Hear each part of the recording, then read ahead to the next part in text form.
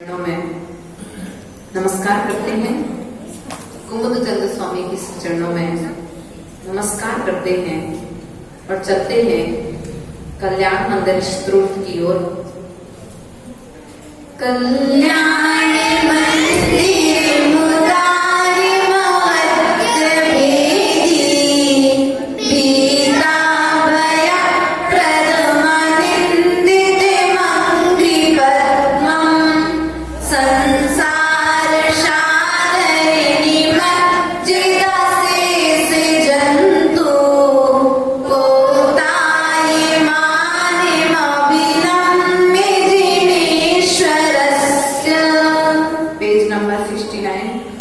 गाथा नंबर 35।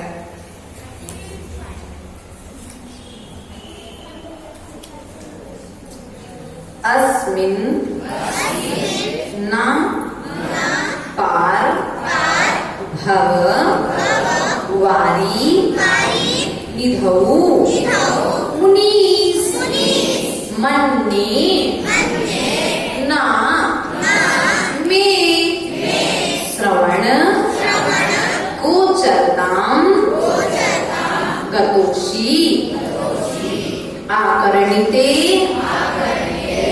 तु तव गोत्र पवित्र मंत्रे किं वा विपद विषधरी सविधिं सविधं समेति अस्मिन् पार भव वारि निधौ मुनीश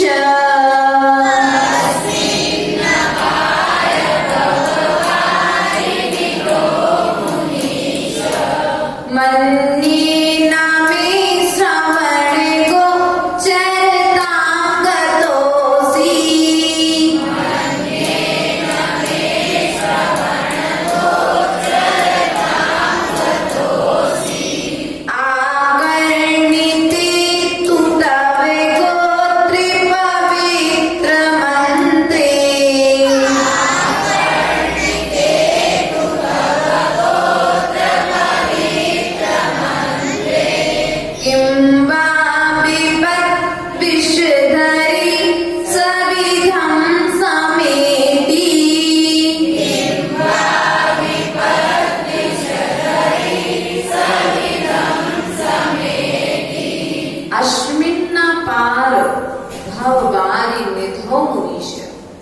हे मुनिंद्र, आप अस्मिन् पार भवारिति इस अपार संसार रूपी समुद्र में कभी भी क्या कह रहे?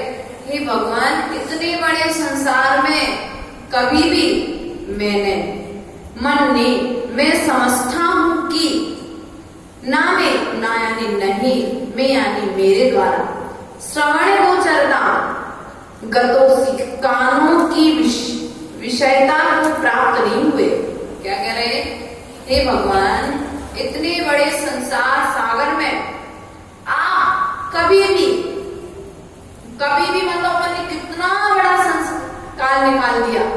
इतने बड़े काल में अनंत अपन ने पर्याय गवा दी, उनमें मैंने कभी भी क्या नहीं किया? आकर्णितो तव गोत्र पवित्र मंत्रे, तू निश्चय से तव गोत्र मंत्रे आपके पवित्र नाम रूपी मंत्र के किंबा क्या विपद विपत्ति रूपी नागिन विषधरी विपत्ति रूपी नागिन सविधम समीप आती, समिति मतलब आती, यदि मैंने सुने जाने पर आकर्णित देवी, यदि मैंने एक भी भाव में आपका नाम सुन लिया होता तो क्या विपत्ति रूपी जो नागिन है वो मेरे पास आती? अर्थात नहीं आती। इसलिए भगवान इतना बृहद काल मैंने निकाल दिया, लेकिन आपका एक भी भार नाम नहीं सुना। यदि आपका नाम भी हम सुन लेते, क्या कर लेते?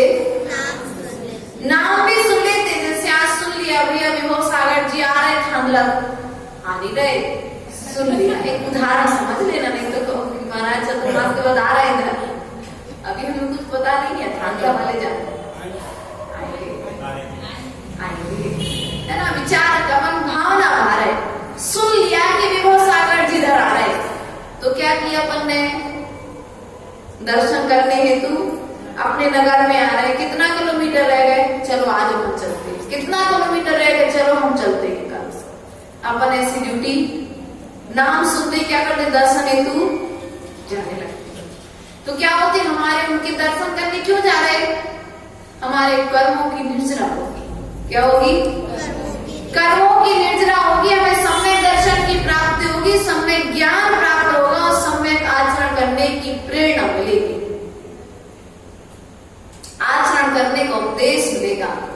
तो यहाँ पर क्या कह रहे हैं कि ये भगवान, हे पार्श्वनाथ भगवान, मैंने आपका इस अनंत संसार सागर को मैंने गवा दिया, क्या कर दिया, इस अपार संसार समुद्र को मैंने अपार तो किया, इसी संसार समुद्र में मैं घूमता रहा, डूबता रहा, इधर उधर के विपत्तियों को सहन करता रहा, लेकिन मैंने यदि एक भी बार आपका नाम सुना होता तो ये विपत्ति जो है हमारे ऊपर नहीं आती, ये परेशानियां मुझे परेशान करने, आपके तो नाम का इतना प्रभाव है, क्या है, आपके तो नाम का ही इतना प्रभाव है भगवान कि आपका नाम यदि मात्र उच्चारण कर लिया जाए तो दूर से ही विपदाएं, जैसे घर में दो बच्चे लड़ाई कर रहे हो, धम कर रहे हो, पता पड़ जाए पापा से ज्यादा मुंह लगे हुए हैं तो पापा की बात नहीं मानेंगे, दादा से डरते हैं, वो पता कर ले कि दादाजी आ रहे हैं, तो क्या होगी, विपत्ति, लड़ाई। रिस्पेक्ट रखते हो किसकी, बड़ों की रिस्पेक्ट वहां पर आप रखते हो, तो फिर तो आप तीन लोग के नाच हो। तो जो कर्म रूपी विपत्तियां हमारे ऊपर में आ रही हैं, वे तो निश्चित ही मुझे छोड़ करके भाग जाएंगे, अर्थात मैं आपके नाम का सुमरण करूंगा तो वे विपत्तियां मेरे ऊपर में आएंगे ही नहीं। सही चल रहा है, अर्थ समझ में आ गया, क्या कहा, अनंत भाव धारण करने पर आपका देखा आपका स्मरण नहीं किया, अगर किया होता तो विपत्ति अनंत अनंत पर्यायों में मैंने आप पर्याय तो मिली, लेकिन आपका नाम नहीं मिला, आपका नाम नहीं सुना, आपका उपदेश नहीं सुना, यह नहीं जाना कि कोई चिंतामणि सोई है। चिंतामणि पार्श्वनाथ भगवान भी कोई है जिनका चिंतन करने से चिंता नष्ट हो जाती है।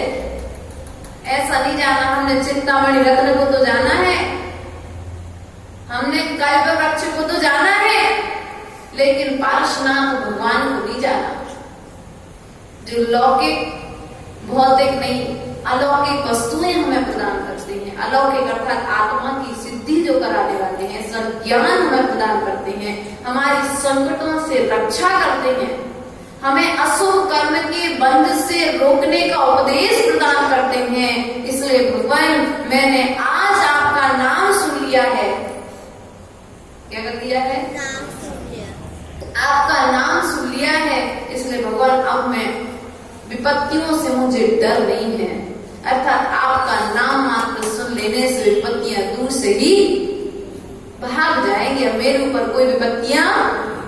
यदि कोई बच्चा मेले में जाए और कोई बड़ा साथ में है तो बच्चे को डर नहीं होगा, लेकिन अकेला जाएगा तो उसी प्रकार ये भगवान मैंने अब आपका सहारा ले लिया है, मैं अब आपके नाम की रोज जाप करता हूँ, माला करता हूँ, पाठ करता हूँ, आपकी स्तुति करता हूँ, इसलिए मुझे डर नहीं है। आचार्य गुरुदेव ने कहा था, कोटा की बात है, आचार्य गुरुदेव का बहुत स्वास्थ्य खराब था, मार्च महीने की बात है, इसके महावीर जयंती के पहले की, मतलब 23 मार्च से लेकर 31 मार्च के बीच की बात है, तारीख भी याद है लगभग महावीर जयंती के पहले की और 23 मार्च के बाद की बात है। आचार्य गुरुदेव का स्वास्थ्य बहुत खराब था। रिद्धि सिद्धिनगर कोटा, रिद्धि सिद्धिनगर है ना कोटा में, वहां पर संघ विराजमान था। संघ में 3-4 पिछियां थी, हम लोग 3-4 ब्रह्मचारी दीदी लोग थे। आचार्य श्री ने ही बताया हम लोगों के लिए। आचार्य श्री मानस्तंभ गर्मी थी, मार्च का महीना था, गर्मी थी। आचार्य गुरुदेव अपने कमरे से निकल करके मानस्तंभ के पास आकर के, मानस्तंभ में जो अपन चार तरफ से लगा देते ना जाली, वहां आकर के लेट गए। अर्धरात्रि के समय उन्हें एक स्वप्न आया। एक बहुत बड़ा सा ब्लैक, काले रंग को धारण किए हुए बहुत बड़ा सा शरीर, विकृत रूप बनाए हुए कोई उनके पास में आया। तो आचार्य गुरुदेव की नींद खुल गई। उस समय अर्धरात्रि में आचार्य गुरुदेव ने विचार किया कि सम्यक दृष्टि डरता नहीं है, सम्यक दृष्टि होता है। सम्यक दृष्टि, किसी भी तरह की विपत्तियां आ जाए, किसी भी तरह की समस्याएं आ जाए, तो सम्यक दृष्टि उस विपत्तियों से डरेगा नहीं, उनका दृढ़ता के साथ सामना करेगा और डरे नहीं। जागृत हुए, जागृत होने के पश्चात जाप आदि उन्होंने किए और प्रातःकालीन वेला होने पर उन्होंने हम सभी के लिए बताया, यदि कभी तुम्हारे, क्योंकि मंदिर का स्थान है, परीक्षा है, कभी भी व्यंतरों का वास रहता है, कभी भी कोई तुम्हारे सम्यक दर्शन की परीक्षा लेने के लिए आ सकता है, क्योंकि सम्यक दृष्टि 7 भयों से रहित होता है। हमें व्यंतर आदि से डरने की आवश्यकता नहीं है। पारशुराम भगवान कहाँ डरे, कितना उपसर्ग किया व्यंतरों ने, कमठ ने विक्रिया से कितना उपसर्ग किया।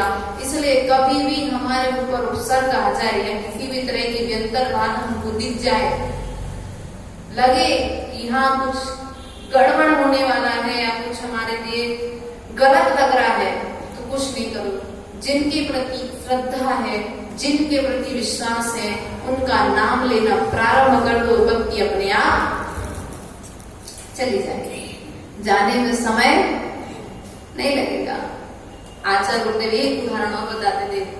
आचार्य गुरुदेव तो कर्नाटक से बिहार चल रहा था, उनका रात्रि मुक्काम शमशान में करा दिया। थोड़ा सा अंधेरा हो गया था तो सामने वाले को दिखाने की व्यवस्था पर थे, और शमशान में टीन सेट में रुक गए। रात को व्यंतरों ने उद्यम किया, किसी की चटाई तो किसी का कुछ नाना तरीके से। आचार्य गुरुदेव ने कुछ नहीं किया, कहे महाराज कोई कुछ कर रहा है। आचार्य श्री ने सीधा उठकर उतनी रात को भगवान की भक्ति करना प्रारंभ कर दी। 1 घंटे के भीतर में सब कुछ शांत हो गया। प्रातःकालीन वेला में जब सब उठे तो पता पड़ा, तुमने कहा ये मैं चटाई खींच रहे, तुमने कहा ये चटाई खींच रहे थे। आचार्य गुरुदेव ने देखा सब कोई किसी की चटाई नहीं खींच रहा है, लेकिन सब कह रहे थे। प्रातःकालीन वेला में इस बात की चर्चा की तो पता पड़ा कि जहाँ रुके थे वो शमशान घाट।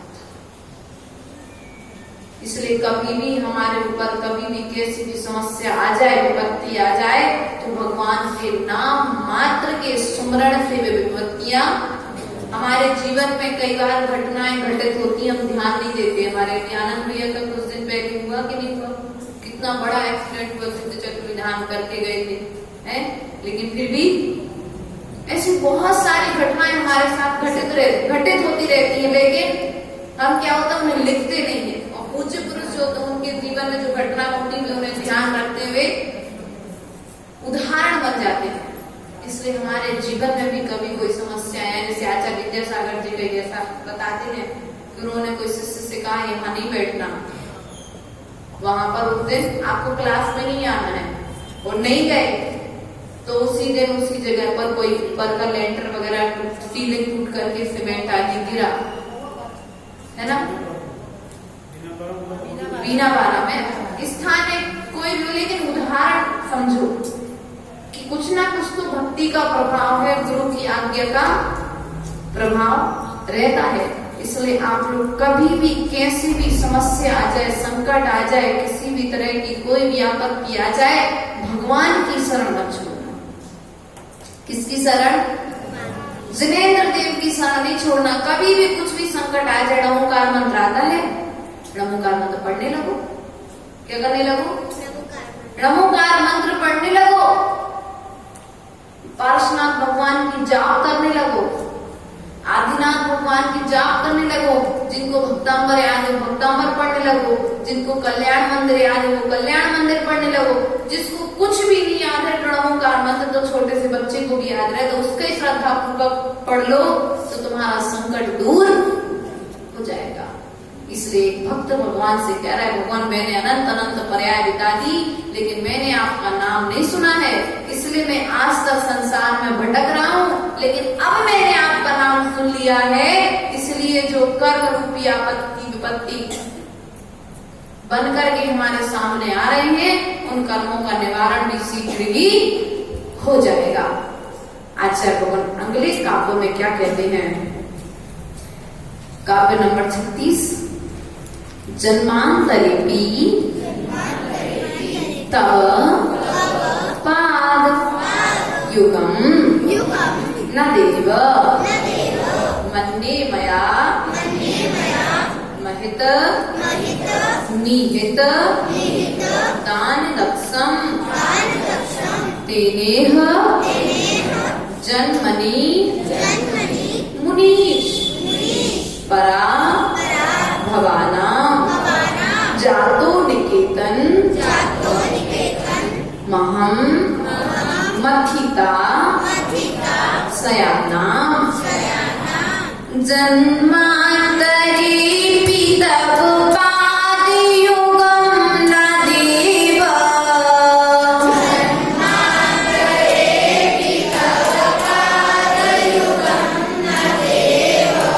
मन्ये मया मिहित दान दक्षम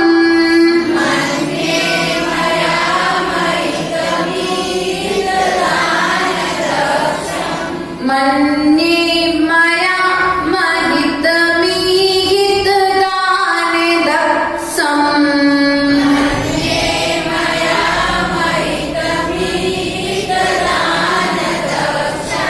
तेने जन्मनि मुनीश परा भवानां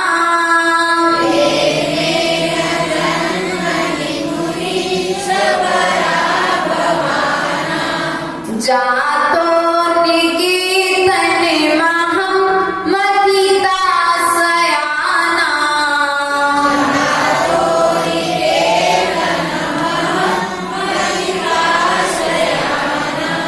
जातो निकेतन महं मथिता सयानां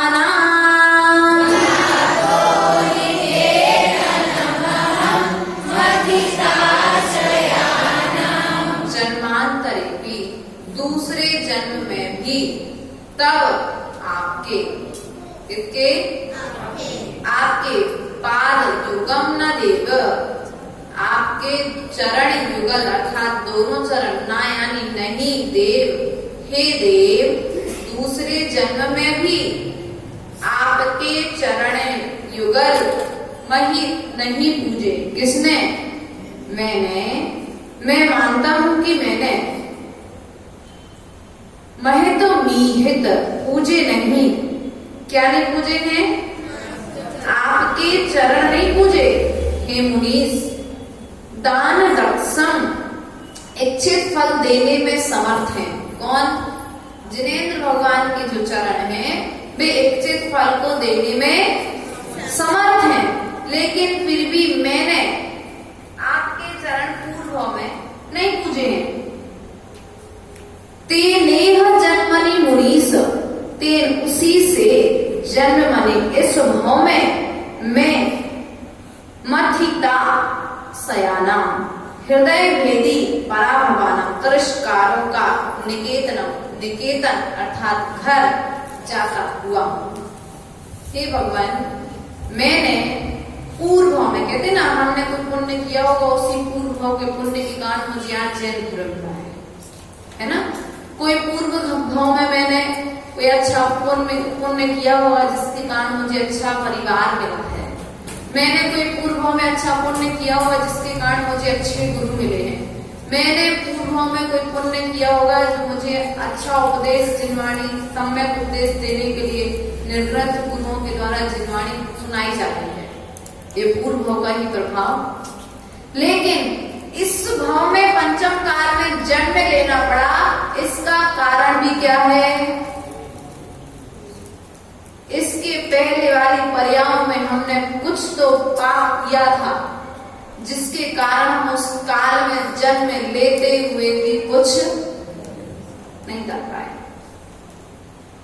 इसलिए आज मैं क्या हो रहा हूं भगवान? हृदय को भेदने वाले, दुख देने वाले अपशब्दों का, दुखों का भोगी हो रहा हूं। आज पूर्व भाव में मैंने कोई पाप किया था, उसके कारण मुझे आज दुख का सामना करना पड़ रहा है। यदि मैं आपके चरणों का सहारा ले लेता, पूर्व की गाथाओं में मैंने बताया था एक उदाहरण, भव सागर से पार होने के लिए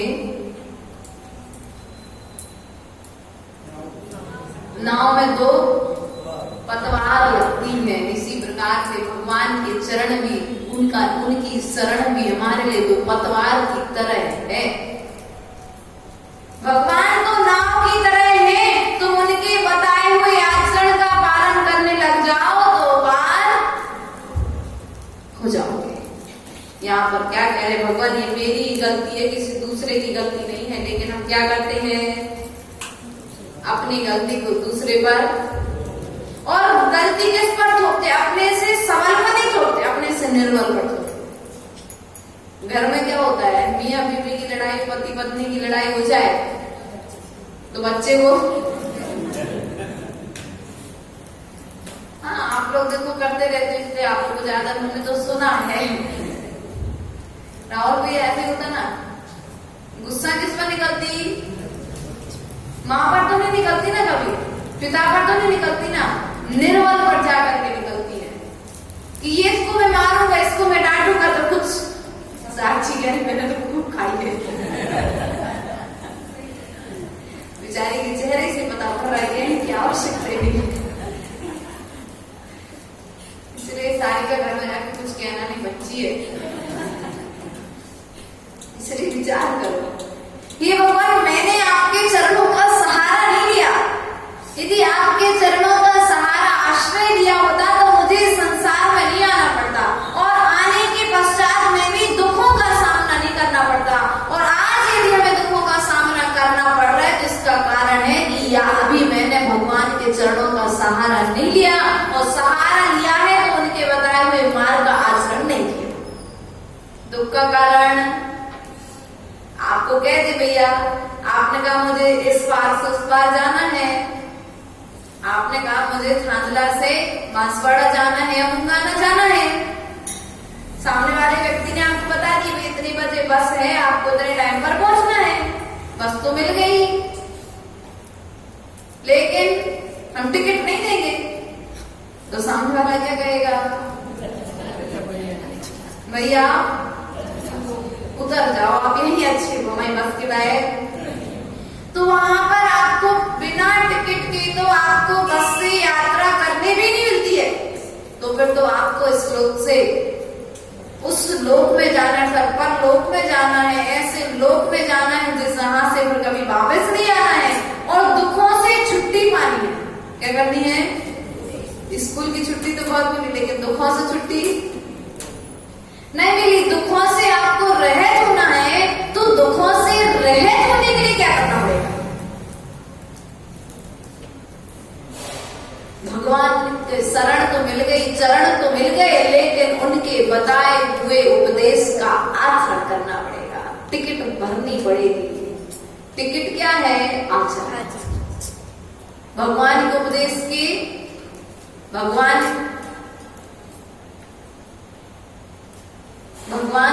के उपदेश का आचरण करने के लिए, अर्थात दुखों से बचने का टिकट क्या है? उपदेश का आचरण। भगवान के बताए हुए मार्ग का आचरण करने लग जाओगे तो दुखों से बच जाओगे, यही तुम्हारे दुखों से छूटने का उपाय है। कुछ भी नहीं मांग रहे आपसे, कुछ मांग रहे क्या भगवान से?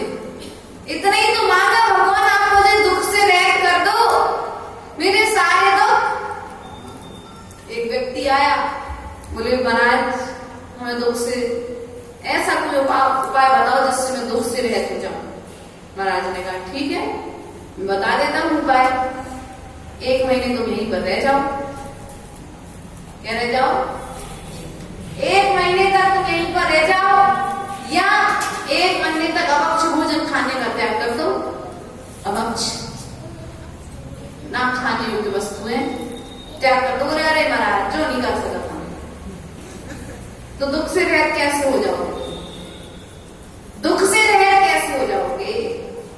भगवान के चरण शरण का हमने आश्रय नहीं लिया, और चरण शरण मिले तो हमने उनके उपदेश का आचरण किया, इसलिए हमें वर्तमान पंचम काल में दुख को प्राप्त हो रहे हैं। इसलिए हम यदि दुख से बचना चाहते हैं तो भगवान के चरण शरण का आश्रय लें, और आश्रय के साथ साथ उनके उपदेश का आचरण करेंगे तो हमारे सारे दुख।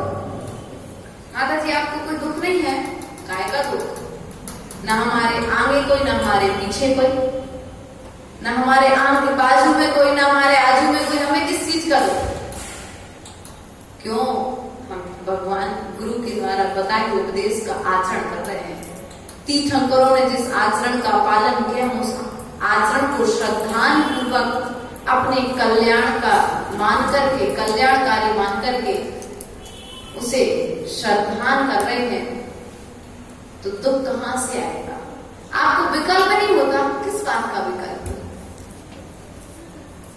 हमारी जिंदगी तो ऐसी 1 मिनट बिना विकल्प ही नहीं निकलता। आपकी, किसकी?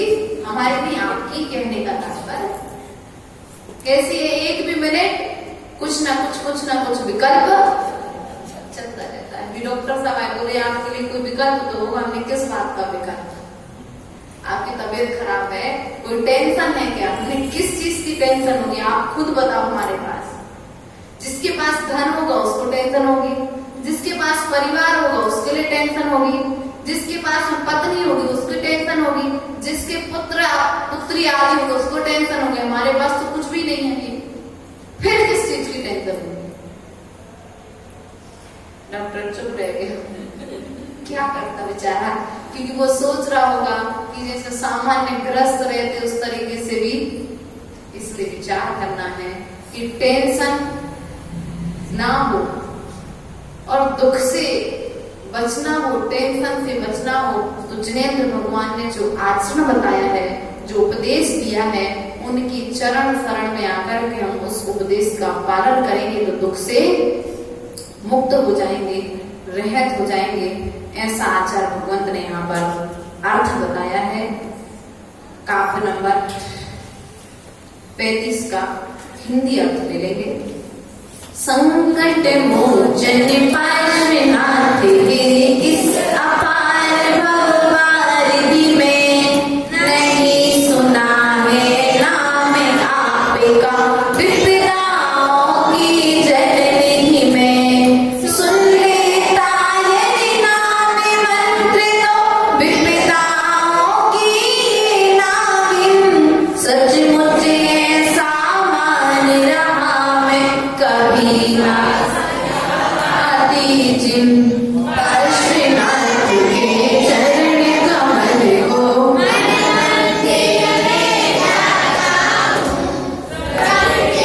आराधन बंधन में मंदिर गीता गाता हूँ। हे मुनीश में मान रहा, निश्चय सा जान रहा, इस अपार भववारिधि में, विपदाओं की जलनिधि में। संकट हरण जिनेश्वर का, अंतिम शरण जिनेश्वर का, सिद्धि सिद्धिदाता का, पार्श्वनाथ विधाता का। नाम मंत्र ही ध्याता ना, कानों कभी सुनाया ना, हर आपद हरने वाला, सुख संपद देने वाला। नाम मंत्र यदि सुन लेता, सच्चे मन से गुन लेता, विपदाओं की ये नागिन कभी पास क्या